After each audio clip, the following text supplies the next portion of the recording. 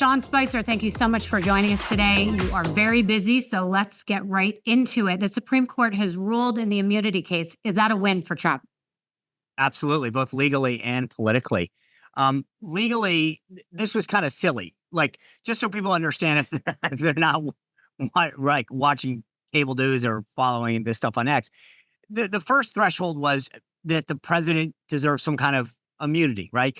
I don't know why this was ever actually, as a non-lawyer, like an issue. Like, we give cops immunity, we give members of Congress and other government officials immunity, meaning when you're doing something in your official act, that you're immune from being sued over it. So, for example, if you think about this, if you are, let's say, the president of the United States and you order a military strike, there's no question, I don't think, in anybody's mind that you can't be sued because a civilian was killed, right? That shouldn't be a political issue.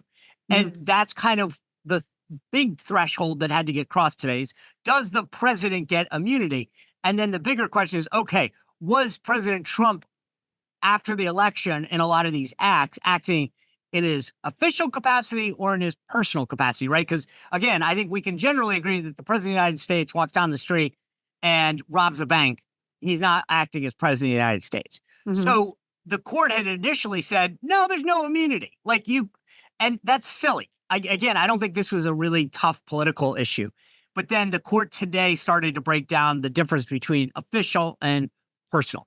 That's the legal piece. On a political piece, the key was, if this came down anywhere like it did today, it ostensibly kicks the can down the road past the 2024 election. So politically, that helps Trump because it means that they're not going to be dealing with this in the lead up to the election. And, think about it. It's like in the last couple of months of the election. Again, I would hope that even if you're a big Trump hater, you don't think it's fair that one candidate had to sit in a courtroom for the last 2 months and couldn't campaign. I don't know that we would argue that was a fair election if that were the case. Right. Do you think it's going to make it complicated, though, because the lower courts are going to have to decide what's official and what's not official?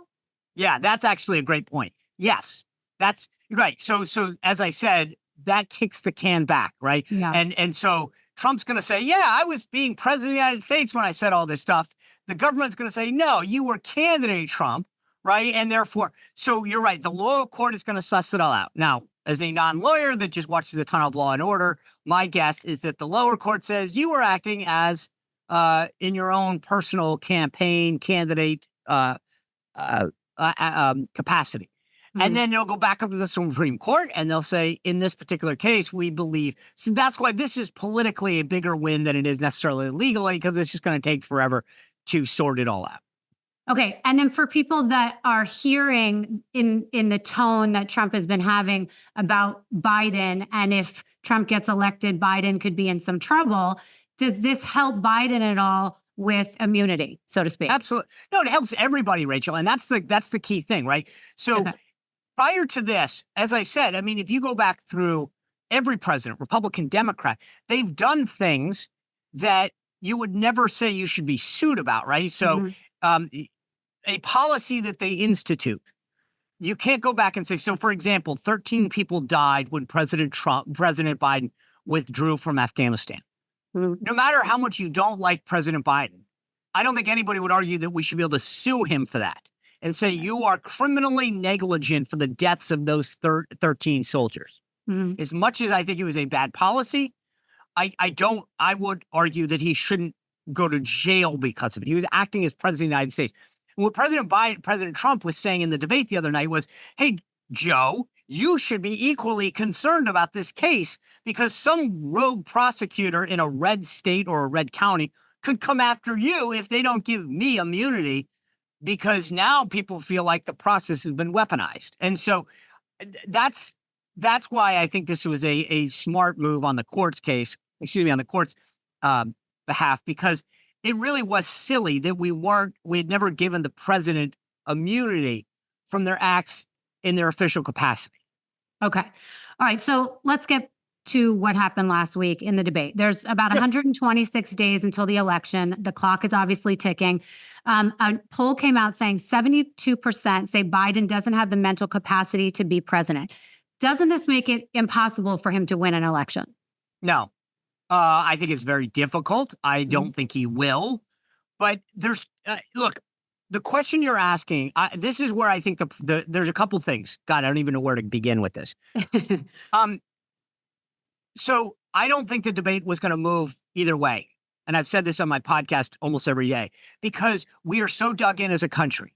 So I'm a Trump supporter. I'm voting for President Trump. There's nothing that you can say right now. And I know the left and the media keep saying, well, what if he's convicted? And what if this, like, they kept trying to figure out what would get people to budge. And everyone's saying, we're not. In fact, in a lot of cases, it helped him politically. I think the same thing with Biden folks. They don't care. They're dug in. They're voting for Biden because they either love Biden or they hate Trump. And it doesn't matter. We're a very polarized country. And there is, like, Virginia had this poll the other day showing it was dead tied and only 4% were undecided. I actually think that's kind of high. Like, who are you that you don't know? I mean, at this point, it's like Biden's been in office for 50 years. Trump's been around. Like, you have to be like a rock under a rock on top of another rock that like got bulldozed by an old house or something. Like, I don't know who you are that you don't know who you're voting for. Well, wait a minute, but you're dead set on Trump, obviously. But I'm someone who was, dead set on Biden. After watching that debate, I know I can't vote for Biden. So unless they replace him, and maybe you don't vote. Yeah, I get. I mean, my point is, and that's why I said there's just a very slim group of people. You think I don't that's see slim? Okay. Oh, I do. Okay. So Now, wait. So are polls accurate? Do you think they reflect the actual voter, or it's the people that are like doing these polls, and it's more of somebody that doesn't really exist? So no. Polls matter, but they show a couple things. They show momentum and movement more than anything else, and people forget that. When you take a poll, it's a snapshot. So it's sort of like photographing a runner running down the road. You're catching them and stopping. Now, that runner could be going slow. Maybe they're ending the race, or they could be speeding up. The photo only tells you where it is at that second. Okay. Second, I do think that people are going to get a little bit of a bounce out of this debate. Trump will. I don't know that it lasts. It's like conventions and big speeches, State of the Union. There's a bump. It's a sugar high, politically speaking, and it gets them for a second. People will come back down to earth in a minute. The other thing is, I said this prior to the debate, and I wanted to make sure people understood the context. I'm a huge New England Patriots fan, okay? And I can admit once in a while that, say, the Jets have a good game.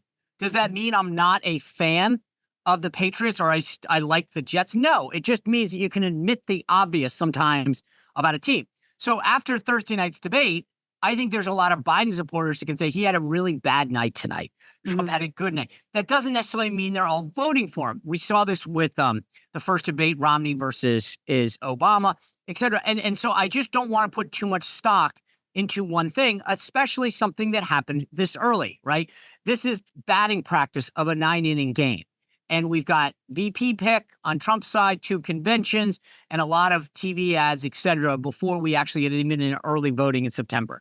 I'm just saying I pump the brakes a little and say, yes, is this bad? Is it really tough for Biden to overcome this? Absolutely. Let me just tell your audience the sort of the phases that we're at between now and then. Right. Between now and when the convention starts, if Biden were to step aside, which I do not think he will do, Jill Biden, Hunter Biden, they're all like, we're in this to win it. And I don't doubt them. They are not going anywhere. And Joe Biden hates the elite establishment trying to push him out. He's not going anywhere. If he did, between now and the convention, it would open up a convention and the delegates would decide. Here's the caveat, the star, what everyone has to understand.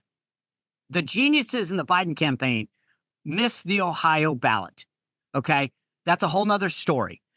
But what that means is they are now going to virtually nominate him a week or so before the actual convention. So it's not the start of the convention that matters anymore. It's this virtual nomination that the DNC will convene that is when he becomes the official nominee. Once that happens, he is legally the nominee. Okay, we enter phase 2. If Biden were to drop out between when he becomes the nominee, virtually nominated, and the election, November 5th, the Democratic National Committee only, those members of the DNC, would select his replacement. That's it. No one else gets a say. After the election, between the election and December, when the electors meet, the electors would actually have a say. They get to decide who to vote for, and they could write in another name. After the Electoral College meets, assuming that it's like, if it's still the ticket and Biden were to step down or something were to happen, Kamala Harris, as his running mate, would assume to become the president. Those are the phases and opportunities that exist. But I don't believe that Joe Biden will step down. He is going to be the Democratic nominee. Okay, so I appreciate all of that. That's very helpful.